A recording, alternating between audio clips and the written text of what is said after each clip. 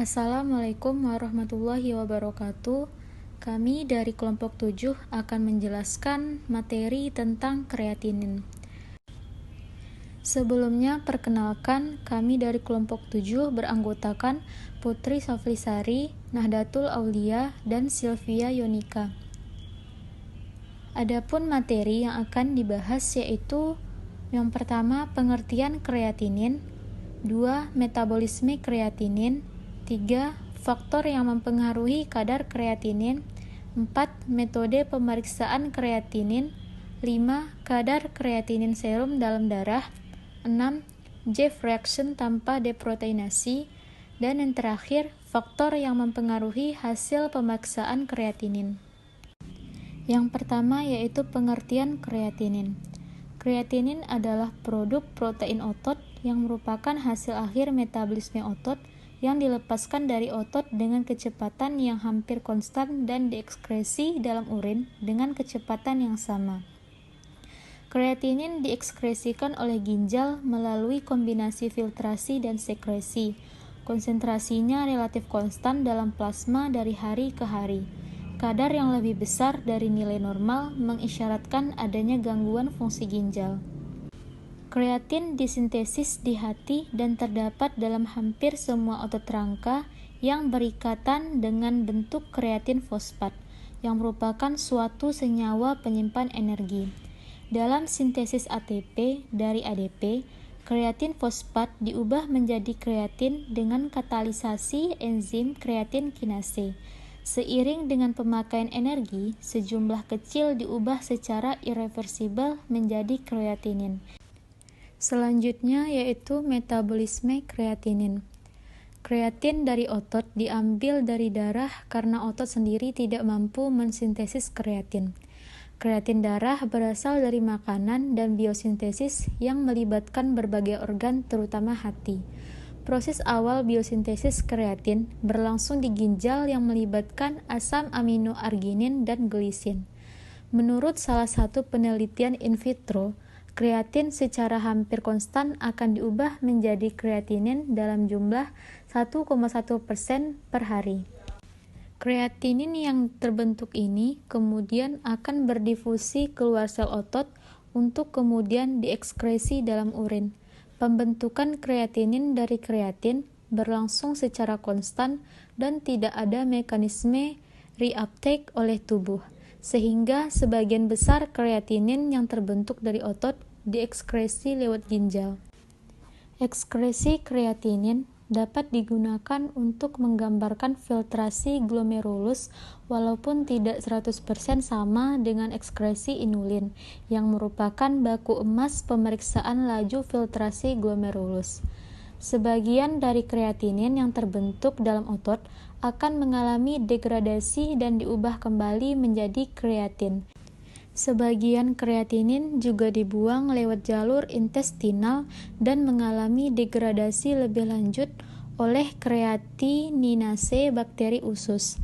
Kreatininase bakteri akan mengubah kreatinin menjadi kreatin yang kemudian akan masuk kembali ke darah.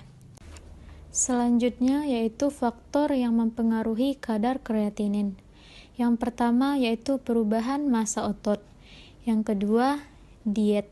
Diet kaya daging meningkatkan kadar kreatinin sampai beberapa jam setelah makan. Yang ketiga yaitu aktivitas fisik. Aktivitas fisik yang berlebihan dapat meningkatkan kadar kreatinin dalam darah. Yang keempat yaitu obat-obatan. Yang kelima yaitu kenaikan sekresi tubulus dan destruksi kreatinin internal. Dan yang terakhir yaitu usia dan jenis kelamin. Usia dan jenis kelamin pada orang tua, kadar kreatinin lebih tinggi daripada orang muda, serta pada laki-laki, kadar kreatinin lebih tinggi daripada wanita. Berikutnya adalah metode pemeriksaan kreatinin. Adapun metodenya yang pertama, Jeff reaction. Dasar dari metode ini adalah kreatinin dalam suasana alkalis dengan asam pikrat membentuk senyawa kuning jingga menggunakan alat fotometer. Yang kedua yaitu kinetik. Dasar metode ini relatif sama, hanya dalam pengukuran dibutuhkan sekali pembacaan. Alat yang digunakan yaitu autoanalyzer. Yang terakhir yaitu enzimatik darah. Dasar metode ini adalah adanya substrat dalam sampel bereaksi dengan enzim membentuk senyawa substrat menggunakan alat fotometer. Dari ketiga metode ini, yang banyak dipakai adalah Jeff reaction, di mana metode ini bisa menggunakan serum atau plasma yang telah dideproteinasi dan tanpa deproteinasi. Selanjutnya yaitu kadar kreatinin. Kadar kreatinin serum dalam darah mempunyai nilai normal yaitu 0,5 sampai 1,2 mg per desiliter untuk perempuan, sedangkan untuk laki-laki yaitu 0,6 sampai 1,4 mg per desiliter. Di mana kreatinin dalam serum pada laki-laki lebih tinggi daripada perempuan, karena laki-laki memiliki massa otot yang lebih besar. Selanjutnya yaitu metode Jeff reaction. Metode Jeff reaction pertama kali ditemukan oleh Jeff pada tahun 1886. Metode Jeff merupakan metode kalorimetri yang digunakan dalam kimia klinis untuk menentukan kadar kreatinin dalam darah dan urin.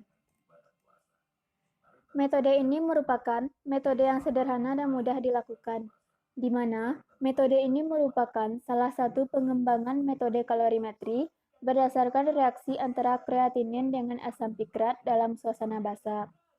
Reaksi ini membentuk kompleks kreatinin pikrat berwarna kuning yang dapat diukur menggunakan fotometer 4010 pada panjang gelombang 462 nanometer.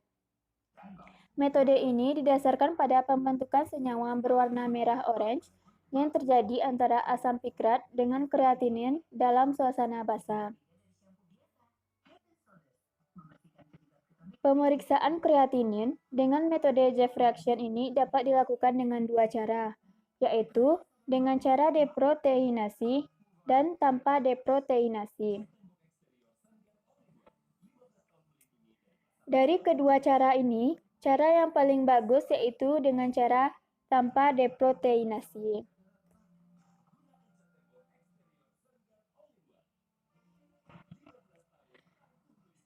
Cara tanpa deproteinasi ini merupakan fixed time kinetic, yaitu pengukuran kreatinin dalam suasana alkalis dan konsentrasi ditentukan dengan ketepatan waktu pembacaan. Tes linearnya sampai dengan konsentrasi 13 mg per desiliter serum dan 500 mg per desiliter urin. Sama dengan reaksi-reaksi yang lainnya, metode Jeff reaksi tanpa deproteinasi ini juga memiliki kelemahan dan kelebihan. Adapun kelemahannya yaitu pencampuran reagen yang tidak sesuai dengan perbandingan akan mengakibatkan hasil yang salah. Dan juga adanya gangguan terhadap bilirubin, ureum, protein juga mengakibatkan hasil yang salah. Dan kelebihannya yaitu waktu yang diperlukan cukup singkat, yaitu kira-kira 2 menit, dan juga sampel yang dibutuhkan hanya sedikit. Selanjutnya, faktor yang mempengaruhi hasil pemeriksaan kreatinin. Faktor yang mempengaruhinya ada 6, yaitu konsentrasi substrat. Pada konsentrasi substrat, kecepatan reaksi enzimatik terus meningkat dengan bertambahnya konsentrasi substrat dan sampai batas tertentu kecepatan reaksi tidak lagi meningkat. Hal ini menunjukkan bahwa substrat sudah mencapai titik jenuh. Yang kedua yaitu suhu inkubasi. Makin tinggi suhu inkubasi pada sampel, maka semakin cepat suatu reaksi kimia berlangsung. Hingga suatu saat, reaksi berhenti karena enzim mengalami denaturasi. Aktivitas enzim yang paling baik yaitu bekerja pada suhu 25 derajat Celcius sampai 37 derajat Celcius. Faktor yang ketiga yaitu pH. Reaksi kimia enzimatik akan berlangsung baik pada pH tertentu yaitu disebut pH optimum untuk masing-masing enzim berbeda-beda. Keadaan pH di atas atau di bawah pH optimum akan menyebabkan kecepatan reaksi kimia enzimatik berkurang. Selanjutnya yaitu larutan buffer atau dapar. Selain pH larutan, maka sifat daya ion jenis larutan buffer atau dapar juga berpengaruh pada kecepatan reaksi. Faktor selanjutnya yaitu kofaktor. Sebagai protein, maka enzim dapat diaktifkan dengan adanya koenzim atau kofaktor. Kofaktor berupa golongan protein organik seperti NADP dan vitamin seperti piridoksal fosfat. Selanjutnya yaitu efektor atau inhibitor. Selain kofaktor yang berbentuk protein organik, maka dikenal pula efektor yang dapat mengaktifkan reaksi kimia enzimatis. Efektor ini adalah protein organik yang umumnya berupa ion zat esensial untuk tubuh. Demikianlah presentasi dari kelompok 7. Assalamualaikum warahmatullahi wabarakatuh.